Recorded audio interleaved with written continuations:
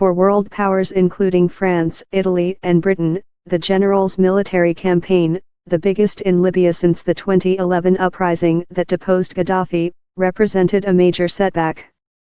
They had tried for years to co-opt Haftar, 75, into a political settlement that would stabilize the major oil and gas producer after almost a decade of conflict that had acted as a breeding ground for Islamist militancy. The diplomats' calls for military restraint in the meeting last month had echoed those from other Western and UN envoys who had traveled to Haftar's base outside the city of Benghazi in the preceding weeks, 4 separate diplomatic sources said. In a sign of how far the situation in Libya, and Haftar, was beyond their control, UN and Western envoys in daily contact with his camp about the conference had no idea he was about to launch the offensive, the 4 diplomatic sources said. Some even thought the general was bluffing. Some diplomats who had met Haftar many times and lobbied their governments to overlook his hardline comments, such as that Libya was not ready for democracy, despaired when it became clear he was committed to taking the city by force. Egypt, UAE, France. Haftar, for his part, has been consistent in speeches and statements about his commitment to military force in his declared mission to restore order to the North African country, and also dropped hints about ultimately ruling the country. Western countries left Libya after fighting in Tripoli in 2014, closing embassies and ending NATO training programs, before returning in 2016. Their period of absence opened the door for Arab countries such as Egypt and the UAE, which provided training and military assistance, according to reports from UN experts monitoring an arms embargo imposed on Libya in 2011, and diplomats.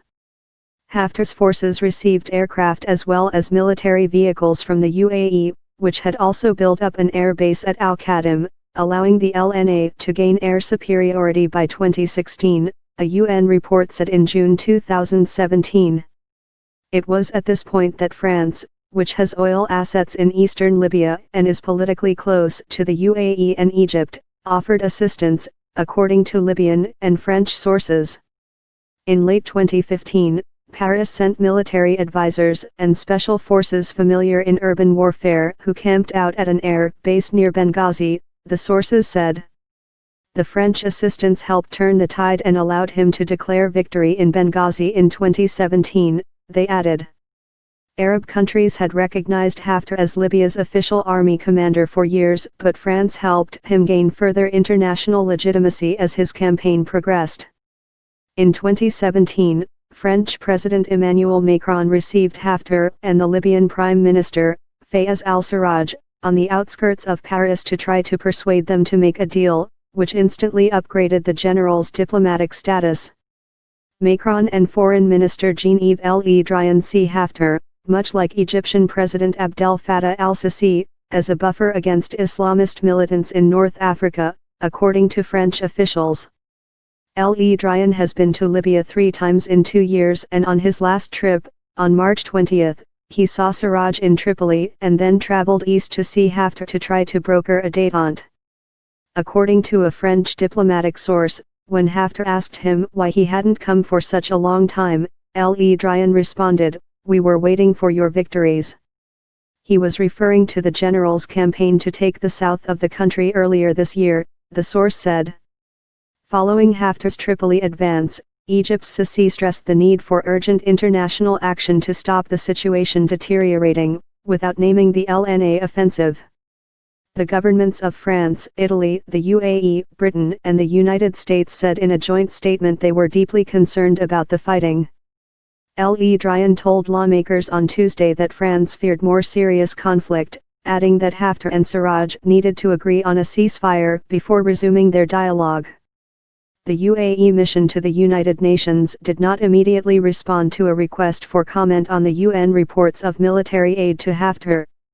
Egyptian officials also had no immediate comment on the reports. Rescued by CIA, Haftar was among officers who helped Gaddafi rise to power in 1969 but fell out with him during Libya's war with Chad in the 1980s. Haftar was taken prisoner by the Chadians and had to be rescued by the CIA after having worked from Chad to overthrow Gaddafi. He lived for around 20 years in the U.S. state of Virginia before returning home in 2011 to join other rebels in the uprising that ousted Gaddafi. 3 years later Haftar made his own move, launching the campaign in Benghazi. At the time, he had gathered only around 200 soldiers and 13 helicopters under his LNA banner, said Jalal Harkawi, research fellow at the Clinjandale Institute International Relations think tank in The Hague. However, Haftar quickly attracted other soldiers such as the Sika, Lightning, elite unit as well as tribesmen. There is no reliable figure for the current size of the LNA, though analysts say it runs into the thousands. The Sika alone has 3,500 men and Haftar's sons also have well-equipped units. Haftar's forces outnumber his opponents scattered in different western cities, but he has filled his ranks beyond a core of former Gaddafi soldiers with less trained tribesmen and Salafist fighters and foreign mercenaries, analysts say. After Benghazi, Haftar gradually took control of the entire east of Libya, before turning his attention to the south. However, this month's Tripoli offensive is the commander's highest stakes gamble yet. He has moved much of his forces west, leaving his eastern home base exposed, and making it almost impossible for him to retreat without losing standing among friends and foes alike. Meanwhile, his lightning drive has united opponents in western Libya who had not talked to each other for a long time but have now joined arms. Although none of the foreign sponsors behind Haftar is likely pleased with the dramatic deterioration, they have no option but to continue backing him, said Harkawi. They have been concentrating most of their bets on one key figure for almost half a decade. This cannot be walked back overnight.